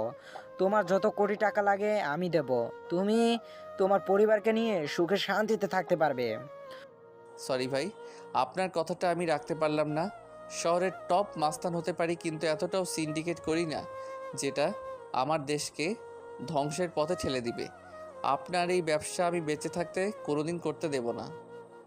তুমি কিন্তু আমার কথার অবাধ্য হয়ে কাজটা ভালো করছো না, এতে তোমার জীবনে চলে যেতে পারে। শান, জন্ম হয়েছে মৃত্যুর জন্যই, যেহেতু জন্মেছি পৃথিবীতে মানুষ রূপে, সেহেতু মৃত্যুর স্বাদ গ্রহণ করতে হবে। তাই সর্বদা আমি বাইরে থেকে যখন বের হই তখন আল্লাহর কাছে প্রার্থনা করেই বের হই। তাহলে তুমি আমার কথা শুনলে না, এর পরিণাম ভোগ করতে হবে ঈশান তোমাকে। তোমার আপনজনের হাতে তোমাকে মরতে হবে, কেননা তুমি থাকলে আমি আমার কাজ সফল করতে পারবো না। তাই তোমাকে বাঁচিয়ে রাখাও আমার পক্ষে সম্ভব না। আমি জানি তুমি আমার ডান হাত, কিন্তু এখন তুমি হয়ে গেছো আমার বাম হাত। তাই আমি আমার পথের কথা ওপরে উপরে ফেলতে বাধ্য হচ্ছি। নিজের আপনজনের হাতে মরার জন্য তৈরি থাকো। এই বলে মেয়র ঈশানকে হুমকি দিয়ে সেখান থেকে চলে যায়। ঈশান ভার্সিটিতে না গিয়ে সোজা চলে আসে বাড়িতে। ঈশানকে ভার্সিটিতে আসতে না দেখে হিয়া ফোন দিয়ে বলে ওঠে, কোথায় তুমি? আজকে ভার্সিটিতে আসবো না তোমার জন্য, আমরা সবাই অপেক্ষা করছি। দ্রুত ভার্সিটিতে আসো। যাচ্ছি। ঈশান ভার্সিটিতে চলে আসে। ঈশানকে ভার্সিটিতে প্রবেশ করতে দেখে হিয়া লাভ ইউ বলে ওঠে। ওই যে আমার হিরো ভার্সিটিতে প্রবেশ করছে, এখন না ভার্সিটিটা পুরো জমে গেছে। হিয়ার কথা শুনে সবুজ, আলামিন, সৈকত, সাজিদ দেখে সত্যি ভার্সিটিতে ঈশান এসেছে। ঈশান তাদের কাছে চলে আসে। তারপর সবুজ বলে ওঠে, কি রে, এত দেরি করে আসলি কেন? কোনো সমস্যা হয়েছে? তোকে 2 দিন ধরে বাচ্চিতে দিলে আসতে দেখি না, কোনো প্রবলেম হয়েছে কি? ঠিকই বলেছিস ভাই, ঈশানকে কেমন যেন লাগছে। 2 দিন ধরে তার উপরে বেশ খেয়াল করছি, কেমন যেন আনমরা হয়ে গেছে। আরে ভাই, যেদিন আমরা আড্ডা দিয়েছিলাম সেদিন মেয়র স্যারের ফোন এসেছিল। মেয়র স্যারের সাথে ফোনে কথা বলার পর থেকে ঈশান ভাই পুরো আপসেট হয়ে আছে, না কিছু করতেছে না কিছু বলছে। কি হয়েছে ভাই বলেন তো ক্লিয়ার করে। ঈশান কোনো কিছু না বলে চুপচাপ দাঁড়িয়ে সবকিছু শুনে। তারপর এসে নীরবতা ভেঙে বলে ওঠে, না তেমন কিছু না, সবরে হয়তো নতুন কোনো ধামাকা হতে চলেছে, জানি না এই খেলা কে জিতবে। এই বলে ঈশান সেখান থেকে চলে যায়। অন্যদিকে মেয়র ভাবছেন মনে মনে, তুমি আমার পথের কাঁটা হয়ে দাঁড়িয়েছো। তোমাকে সরাতে হলে আমাকে এমন কিছু করতে হবে, তোমার বন্ধুরা থাকলে তোমাকে মারা সম্ভব না, অসম্ভব। তাই তোমাকে তোমার আপনজনের হাতে মারবো। ঈশান, তৈরি থাকো।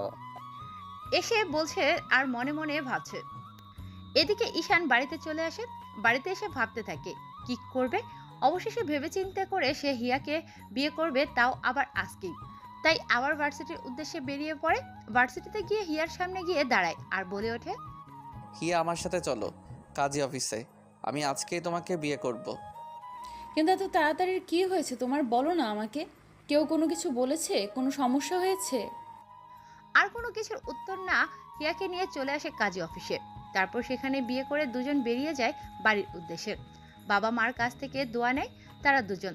হিয়াকে বলে দেয় তাদের বিয়ের খবরটা যেন কেউ না জানে। এদিকে মেয়র পরিকল্পনা করেছে কিভাবে তাকে মারবে। মেয়র মনে মনে বলে ওঠে, ঈশান, আগে তোমায় নয় বরং তোমার মেরুদণ্ডকে ভেঙে দেব। তোমার প্রিয় হিয়াকে পৃথিবী থেকে সরিয়ে দিতে পারলেই তুমি এমনিতেই মৃত। তারপর তোমাকে মারবো তোমার আপনজনদের হাতে। এদিকে বিয়ে করে ঈশান চলে এসেছে। দেখতে দেখতে রাত ঘনিয়ে এসেছে। বাসর ঘরে বউ সেজে বসে আছে হিয়া। গুটি গুটি পায়ে এদিকে আসে ঈশান। তারপর রুমের মধ্যে প্রবেশ করে। হিয়া উঠে সালাম করে। তারপর দুজনে নফল নামাজ পড়ে আবার খাটের ওপর এসে বসে পড়ে। তারপর হিয়া বলে ওঠে, জানো, আমি এই দিনটার জন্য কত অপেক্ষা করেছি। সারা জীবন তোমার হাতটা ধরার সুযোগ পেয়েছি। তোমায় কথা দিচ্ছি, চলার পথে জীবনে তোমায় কখনোই কষ্ট পেতে দেব না। তোমার কষ্টটাকে আমি ভাগ করে নেব, আর আমার সবটুকু সুখ তোমাকে উজাড় করে দিব। আমিও তোমাকে অনেক ভালোবাসি হিয়া, শুধুমাত্র তোমাকে পাওয়ার জন্য আমি আমার সব পাগলামি ছেড়ে দিয়েছি। সারা জীবন তোমায় ভালোবেসে যাব, আমার মধ্যে যতটা ভালোবাসা আছে সবটা উজাড় করে দেব। এরপর ঈশান হিয়াকে খাটে শুইয়ে দেয়। তারপর একে একে শরীর থেকে গহনা ও কাপড় খুলে নেয়। তারপর ধীরে ধীরে হারিয়ে যেতে থাকে ভালোবাসার সাগরে। ঈশানের সারা শরীরে চুমু খেতে থাকে, সাথে স্লাইড। হিয়াও তাতে তাল মিলাচ্ছে। ধীরে ধীরে ঈশান নিচে নামতে থাকে, হারিয়ে যেতে থাকে অন্ধকার গহীনে। আধারে নতুন করে বাঁচার স্বপ্ন দেখে অন্য এক দুনিয়ায় ও পৃথিবীতে, যেখানে ভালোবাসার আরেক নাম হচ্ছে পাওয়া। অন্যদিকে মেয়র পরিকল্পনা করে নিয়েছে। মেয়র ফোন করে সবুজকে এবং সবাইকে নিয়ে দ্রুত মেয়রের অফিসে চলে আসতে বলে। কিছুক্ষণের মধ্যে সবুজ, আলামিন, সৈকত, সাজিদ চলে আসে মেয়রের কেবিনে। মেয়র আগে থেকে সবকিছু রেডি রেখেছে। খাওয়া দাওয়া সব ব্যবস্থা রেডি করা আছে। মেয়র বলে ওঠে, দেখো, আমি জানি তোমাদেরও ইচ্ছে করে বড় কিছু হওয়ার, তাই তোমাদের একটা সুযোগ দিতে আমি চলেছি। যদি তোমরা কাজে লাগতে পারো তাহলে তোমরা এই শহরের রাজা হয়ে যাবে। কথা শুনে ভাবতে থাকে তারা চারজন। তাদেরকে এভাবে ভাবতে দেখে মেয়র আবার বলে ওঠে, দেখো, তোমাদের 10 কোটি টাকা করে দেব।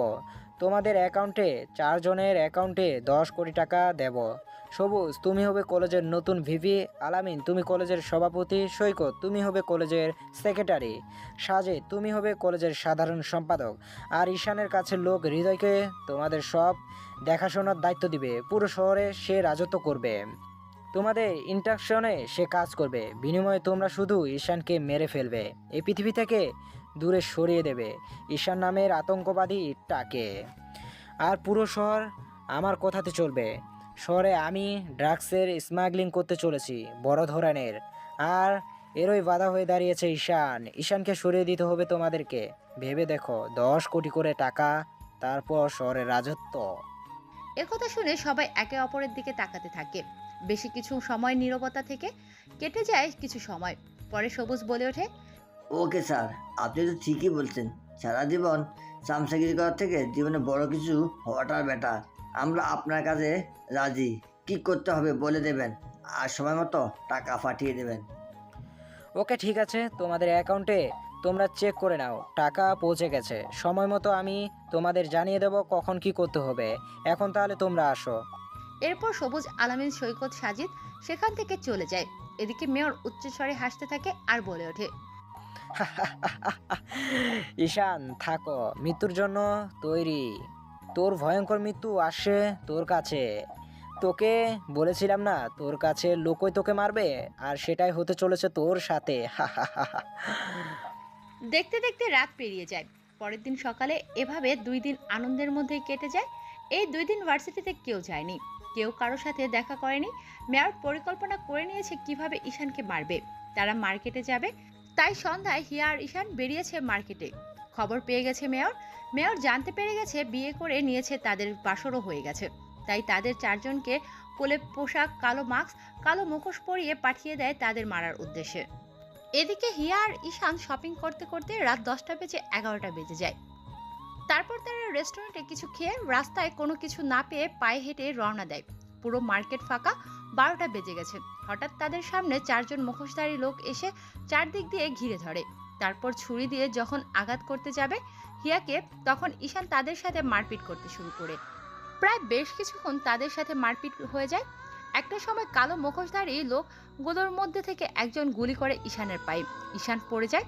হিয়া যখনই দৌড়ে যাবে ঈশানের কাছে, তখনই পেছন থেকে কেউ একজন হিয়ার পেটে ছুরি দিয়ে আঘাত করে। ছুরি পেটে বের করে এফোর ওফোর হয়ে যায়। আর বেশ কয়েকবার পেটের মধ্যে আঘাত করে হিয়ার। এটা দেখে ঈশান যখনই হিয়াকে বাঁচাতে আসবে, তখনই আবার কেউ পেছন থেকে হিয়ার পেটে পরপর কয়েকবার ছুরি দিয়ে আঘাত করে। গড় গড় করে রক্ত বের হচ্ছে পেট থেকে। দুটো নিথর দেহ সেখানে ফেলে রাখে। খুব কষ্টে গা ঘেঁষে ঈশান ও হিয়া একে অপরকে জড়িয়ে ধরে, রক্ত পুরো রাস্তাটা লাল হয়ে গেছে। বাজারের মধ্যে নাইট গার্ডগুলো এগিয়ে আসে। তাদের মধ্যে থেকে একজন সেই নাইট গার্ডটি পুলিশকে ফোন করতে গেলে কালো পোশাকধারী লোকগুলোর মধ্যে থেকে একজন একটা টাকার বান্ডেল দিয়ে দেয় সেই সিকিউরিটি গার্ডটিকে।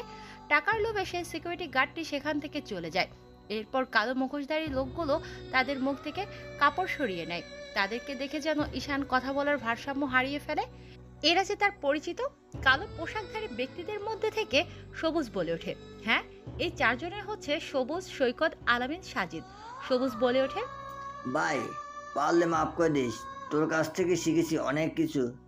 জীবনে বড় কিছু করতে হলে ছোটোখাটো কিছু সম্পর্ক ত্যাগ করতে হয়। জি বড় ভাই, পারলে মাফ করে দিও। তোমার কাছ থেকে আমরাও শিখেছি কিছু পেতে হলে কিছু ত্যাগ করতে হয়। এই বলে তারা 4 জন হাসতে থাকে। তাদের 4 জনকে দেখে কথা বলার শক্তি হারিয়ে ফেলেছে। তারপরও আধো আধো কণ্ঠে বলে ওঠে রক্তাক্ত শরীর নিয়ে, তোরা এটা আমার সাথে করতে পারলি? কি দেইনি তোদের? রাস্তা দেখে কুড়িয়ে এনেছিলাম তোমাদের, আর আজকে তোরাই আমার পেটে ছুরি মারলি। কি করব বলো ভাই, বড় হতে গেলে তো ছোটোখাটো কিছু কাজ করতেই হবে, তবে তো বড় হতে পারবো। বড় ভাই মাফ করে দিও, তোমার শেষবারের মতো পায়ের ধুলো নিলাম। তোদের হাতে এখনো সময় আছে, হয় আমাকে এখনই মেরে ফেলার, না হলে আমি বেঁচে গেলে তোদের কাউকে ছাড়বো না। তোরা জানিস আমি আমার শত্রুকে বিশ্বাস করি, কিন্তু বিশ্বাসঘাতকতাদের না। সৈকত যখনই ঈশানকে আবার গুলি করতে যাবে, তখন ঈশান সৈকতের বুকে মারে এক লাথি। সৈকতের কাছ থেকে বন্দুক নিয়ে যখনই গুলি করতে যাবে, তখনই হঠাৎ করে বাইক থেকে কে একজন এসে পরপর 2টা বুলেট ঢুকিয়ে দেয় ঈশানের হাতের কবজিতে, গিয়ে লাগে। ঈশান আবারও রাস্তার মধ্যে পড়ে যায়। এদিকে সেন্সলেস হয়ে পড়ে আছে হিয়া। হঠাৎ করে যে আগন্তুকটি অ্যান্টি নিয়েছে বাইকে করে, এটা দেখে এক দৃষ্টিতে তাকিয়ে আছে ঈশান। বাইকওয়ালাটা মাথা থেকে হেলমেট খুলে উল্টো করে সামনে তাকায়। ঈশান তাকে দেখে যেন নিজেই নিজেকে গুলি করার অবস্থার মতো হয়েছে, কেননা সে যে আর কেউ নয়, যাকে ভাইয়ের জায়গায় বসিয়েছিল সেই হৃদয়কে দেখে কলিজায় আঘাত পেয়েছে ঈশান বলে ওঠে, ছোট, তুই এটা আমার সাথে কি করে থাকতে পারলি? তোকে আমি আমার ভাই বানিয়েছিলাম, ভাই হয়ে ভাইয়ের বুকে ছুরি চালালি। তোদের সময় আছে, আমাকে মেরে ফেল, নয়তো কাউকে জীবিত ছাড়বো না বলে দিলাম। হিয়া ভয় পাই বলে আমি বন্দুকটা নিয়ে আসিনি আমার সাথে, নয়তো তোদের এখানে খবর করে দিতাম। কথাটা শেষ করার আগে কালো গাড়িতে কেউ একজন তাদের সামনে এসে হাজির হয়। সবাই পেছনে ঘুরে তাকায়। মেয়র বলে ওঠে, মেরে ফেলেছিস তো? ওই শালা খুবই তিরিং বিরিং করতেছিল, বলেছিলাম আমার সাথে কাজ করতে, হ্যাঁ আমাকে না করে নিজের জীবনটা হারিয়ে ফেললো সে। মেয়র এসেছে বলে সবাই সেদিকে তাকিয়েছিল। মেয়র তারপর ঈশানকে গুলি করতে আসলে পেছন ঘুরে সবাই দেখে অবাক, কেননা পুরো রাস্তাটা শুধু রক্ত আর রক্ত। রাস্তার মধ্যে কাউকেই দেখা যায় না, পুরো রাস্তাটা ফাঁকা। হঠাৎ এমন কিছু হওয়াতে চমকে যায় সবাই। চারদিক দিয়ে খুঁজতে থাকে হিয়া আর ঈশানকে। খুঁজতে খুঁজতে প্রায় বেশ কিছু সময় চলে যায়, কিন্তু তাদেরকে খুঁজে পায় না। অবশেষে অনেক ভয় নিয়ে তারা সেখান থেকে চলে যায়। তারা ভেবে নিয়েছিল ঈশান আর হিয়া হয়তো মরে গেছে, কিন্তু 2 বছর পর আবার ফিরে এসেছে তারা। ঈশান খুব কষ্ট করে তার নিজের তৈরি একটা হসপিটালে হিয়াকে ভর্তি করে দেয় এবং নিজেও ভর্তি হয় সেখানে। তারপর ডাক্তাররা দ্রুত তাদের চিকিৎসা করে এখনো সুস্থ হয়নি হিয়া। হিয়া কোমায় আছে আর ঈশান ঠিক তার 2 মাস পরে জ্ঞান ফিরে। 2 বছর পর ফিরে এসেছে এই ঈশান। এই শহরে এই ছিল অতীত। শহরটা বেশ শান্ত। 2 দিন ধরে আর কোনো খুন হয়নি। এদিকে সৈকত, সাজিদ, সবুজ ভয়ে বের হয় না। সবুজ মেয়রের সাথে যোগাযোগ করেছে। মেয়র দেশের বাইরে ছিল, খুব শীঘ্রই দেশের ভিতরে আসবে বলেছে। সৈকতের অবস্থা শেষ, ঘরের বাইরে বের হয় না। Room to bathroom, bathroom to room, এটারই অবস্থা। প্রায় 1 লক্ষ টাকা দিয়ে সিকিউরিটির ব্যবস্থা করেছে। মরতে তো তাকে হবেই, কারণ সে জানে অন্যায় করেছে। আজকে রাত হয়েছে। আজকের রাতটা কেন জানি না একটু বেশি অন্ধকার ও কালো। অমাবস্যা পূর্ণিমা। চারদিক দিয়ে বাড়িতে সিকিউরিটির ব্যবস্থা করা হয়েছে। গেটের সামনে হঠাৎ করে একজন ব্যক্তি আসে। ব্যক্তিটি রুমালের মধ্যে কি যেন স্প্রে করে সিকিউরিটি গার্ডটির মুখে চেপে ধরে। কয়েক সেকেন্ডের মধ্যে সিকিউরিটি গার্ডটি মাটিতে পড়ে যায়। অজানা ব্যক্তিটি তার পোশাকগুলো পরে বাড়ির ভিতরে প্রবেশ করে। হঠাৎ করে পুরো বাড়িটার বাতিগুলো ফুকফাক করে জ্বলছে নিভছে, জ্বলছে নিভছে। সবাই ভয় পেয়ে যায়। সবাই ভাবছে ভুতুড়ে কাণ্ড। সৈকত বুঝে নিয়েছে তার মৃত্যু নিশ্চিত। আজরায়েল তার সামনেই চলে এসেছে। চারদিক দিয়ে সিকিউরিটির ব্যবস্থা করেছে। ওর রুমে ঢুকতে গেলে দরজায় ফিঙ্গারপ্রিন্ট দিয়ে প্রবেশ করতে হবে। কোনো একটা স্প্রে ব্যবহার করে দরজার লক ভেঙে ফেলে। তারপর ভেতরে প্রবেশ করে। পুরো রুমটা সাউন্ড প্রুফ। ভেতর থেকে কেউ চিৎকার করলেও বাইরে যাবে না। হ্যাঁ, ঈশান এসেছে।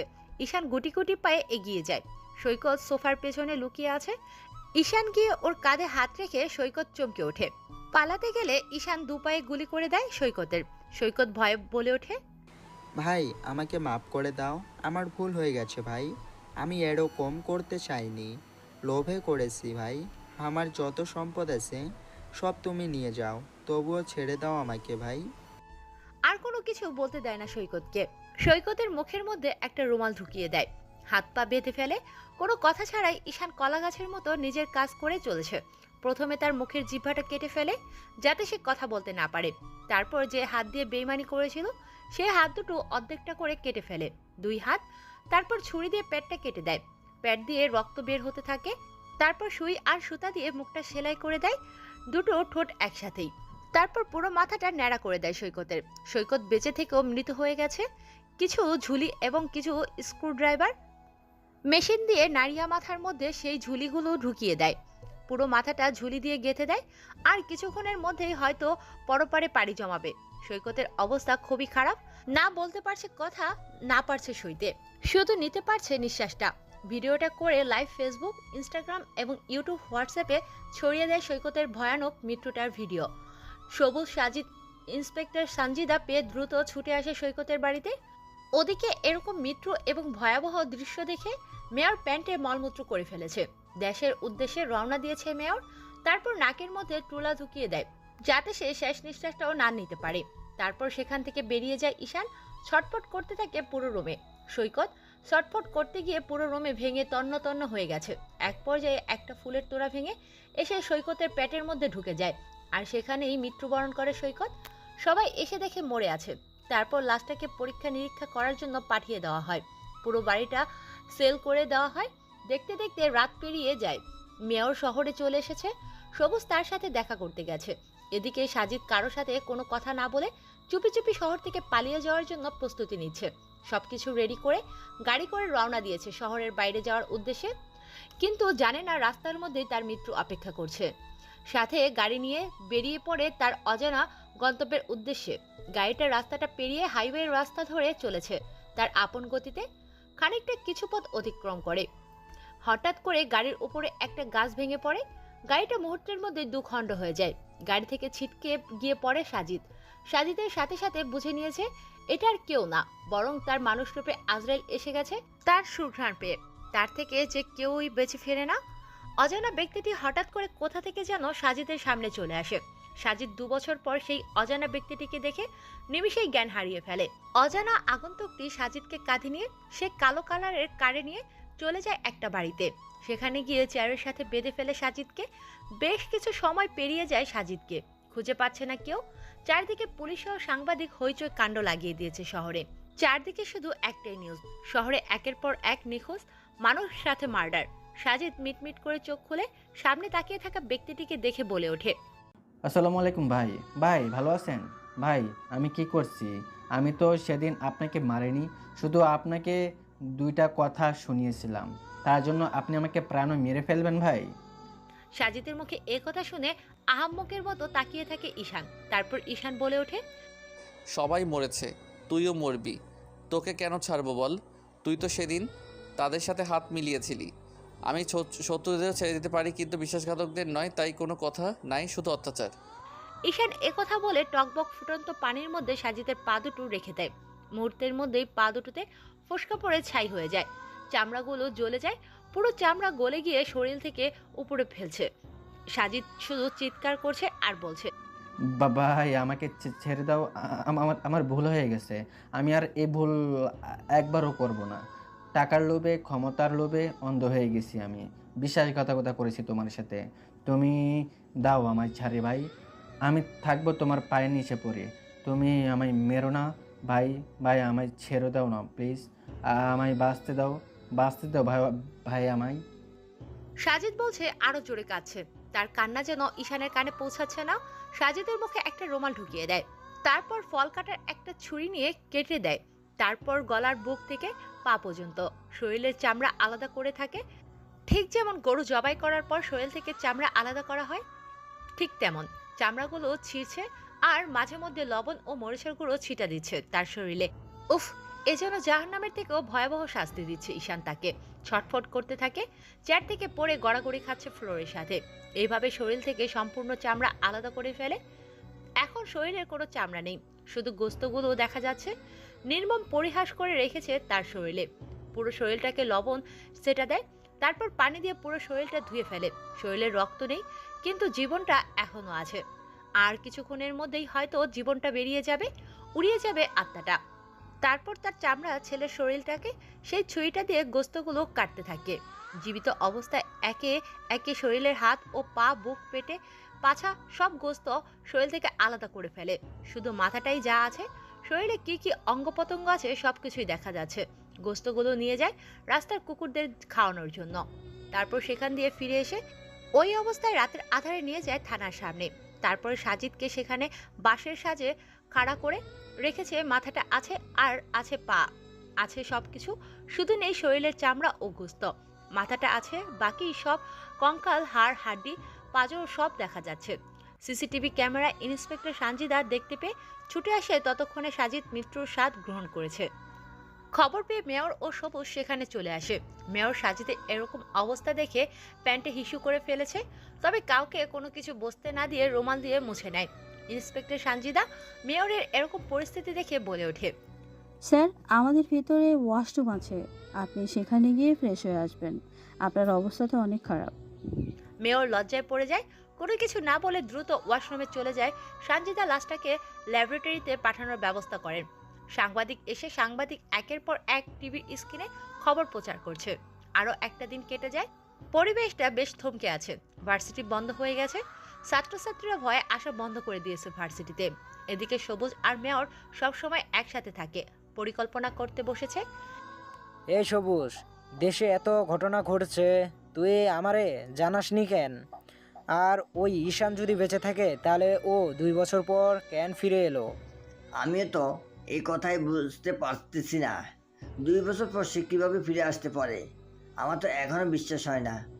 আমি আমার নিজের চোখে তাকে কখনো দেখিনি, তবে তার উপস্থিতি টের পেয়েছি অনেকবার। বিদ্যুতের গতিতে আসে আর ঝড়ে বেগে চলে যায়। ওর ব্যাপারে খবর নিসনি? কোথায় থাকে, কি করে? আমাদের ছেলেপেলেদের খবর নিতে বলিসনি? ভাই, হৃদয়কে যেদিন প্রথম মারা হয় সেদিন আমি খোঁজ খবর লাগিয়ে দিয়েছিলাম, কিন্তু তার সন্ধান কেউ দিতে পারেনি। এসব বিষয়ে কথা বলছে সবুজ আর মেয়র। তাদের পুরো টিমটাকে ধ্বংস করে ফেলেছে। এখন শুধুমাত্র তাদের পালা। তারা হাজার হাজার সিকিউরিটির ব্যবস্থা করেছে, সাথে আইনের ব্যবস্থার সাহায্য নিয়েছে।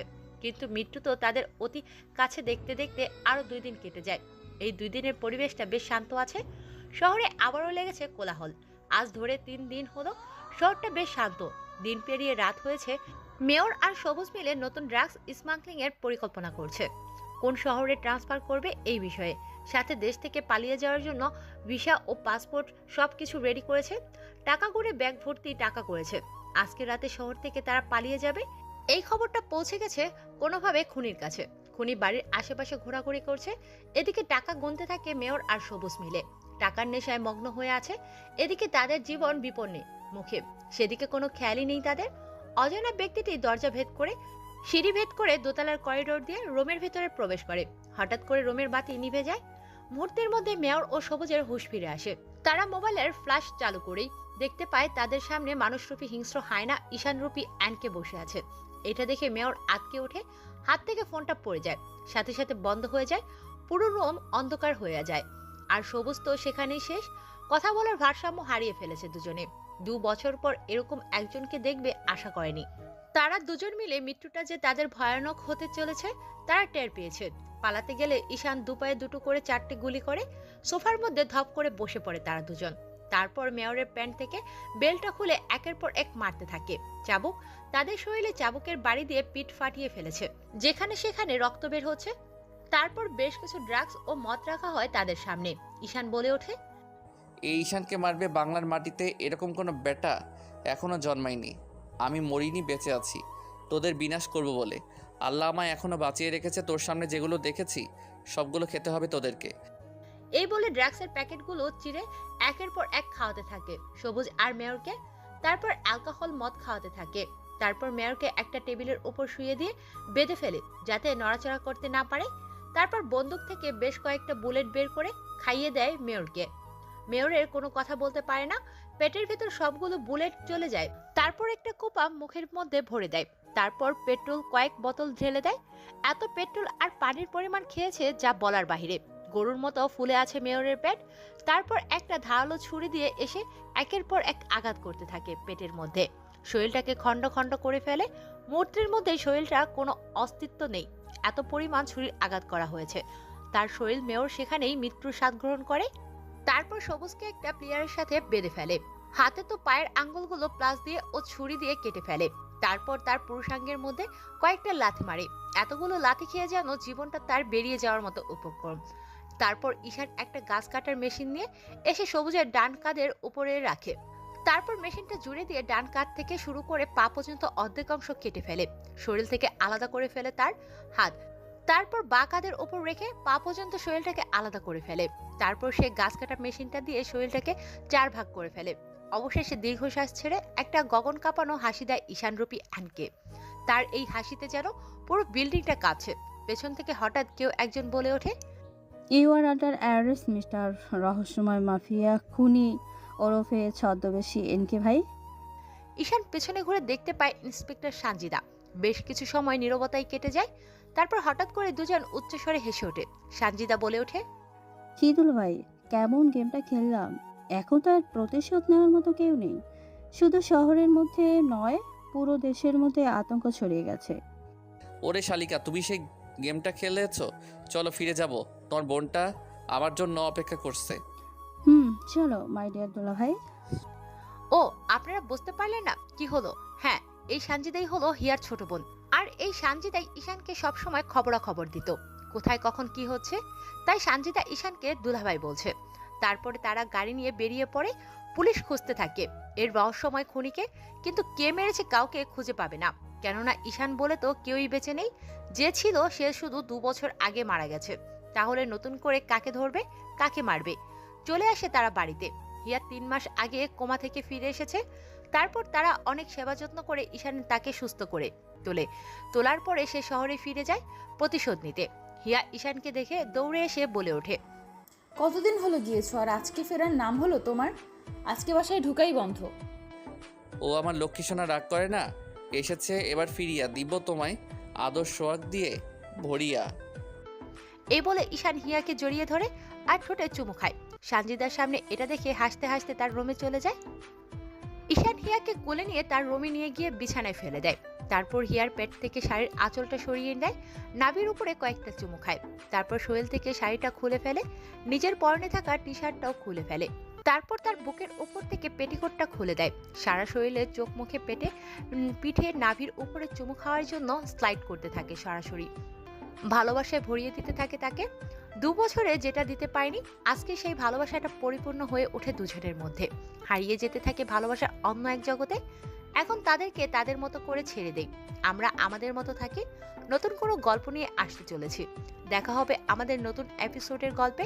চ্যানেলটি সাবস্ক্রাইব করে পাশে থাকুন এবং ভিডিওগুলো শেয়ার করুন বন্ধুদের সাথে। এতক্ষণ পাশে থাকার জন্য ধন্যবাদ সবার। শুভ কামনা করে সুস্থ ও দীর্ঘায়ু করে গল্পটা এখানেই ইতি টেনে দিলাম।